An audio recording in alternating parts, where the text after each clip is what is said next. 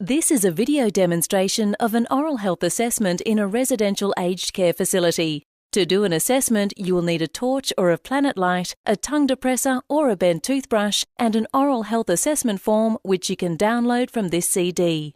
You may also find it useful to have someone assist you with completing the form while you do the assessment. 8 categories of oral health: lips, tongue, gums and oral tissue, saliva, natural teeth, dentures, oral cleanliness and dental pain are assessed as healthy, changes or unhealthy. The self-directed learning section of the CD will help you get familiar with these. It is important to initially introduce yourself to the resident and explain the purpose of the assessment. This should be considered the first step of the assessment process. The assessment is then conducted via a series of logical steps. Begin by examining the lips. They should be pink, moist and smooth. Observe for dryness, red corners, swelling, lumps or ulcerated patches. Now move on to examine the tongue. It should be moist and pink. If it appears patchy, coated, fissured, ulcerated or swollen, these are indications that the mouth is too dry or has been colonized by fungi or bacteria. The next stage is examining the gums and oral tissue. Like the lips, they should be pink, moist and smooth, with no visible signs of bleeding. Here again, dryness, red, swollen or inflamed mucosa, the presence of ulcers, white or red patches indicates an unhealthy state requiring corrective intervention. Notice here, saliva should be present in the mouth. It should appear free-flowing and clear. Dry, sticky mucosa, absence of saliva, or if the resident reports having a dry mouth, is an indication of problems with saliva production or flow, and corrective action is required. The next step is to examine the teeth.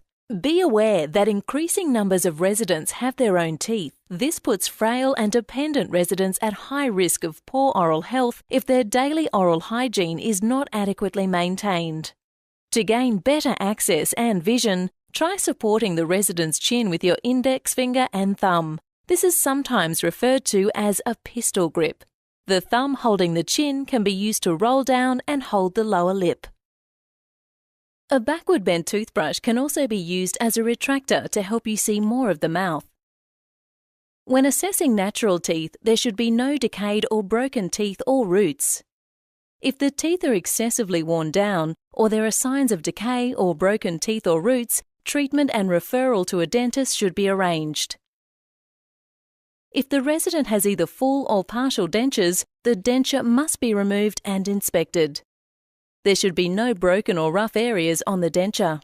It should be clean, clearly labelled with the resident's name, and the resident should indicate that they wear the denture for the majority of the day. If the denture is rough or damaged, a referral to a dental professional is recommended. It is also important to check the gums and oral tissue that are usually covered by the denture. While in the process of investigating the teeth, gums and surrounding mucosa, oral cleanliness can be assessed. The mouth should be clean and moist, with no evidence of food particles or tartar buildup on either teeth or dentures. The last category to be assessed is the presence of dental pain. It is important throughout the process to talk with the resident. There should be no verbal report, behavioural or physical signs or symptoms of dental pain. Indications of dental pain may include pulling at the face, chewing lips, not eating or changed behaviour. If there is dental pain, analgesia and a dental referral are advised.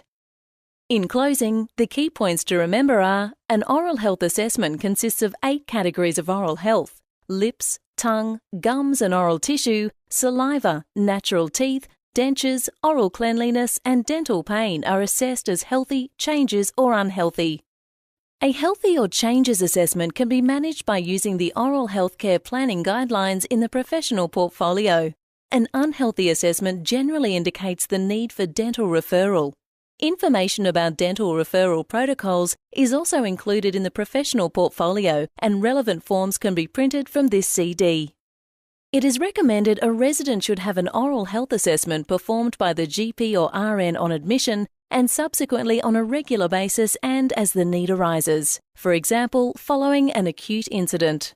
An oral health assessment should only take a few minutes to do, and it can easily be integrated into a general health assessment.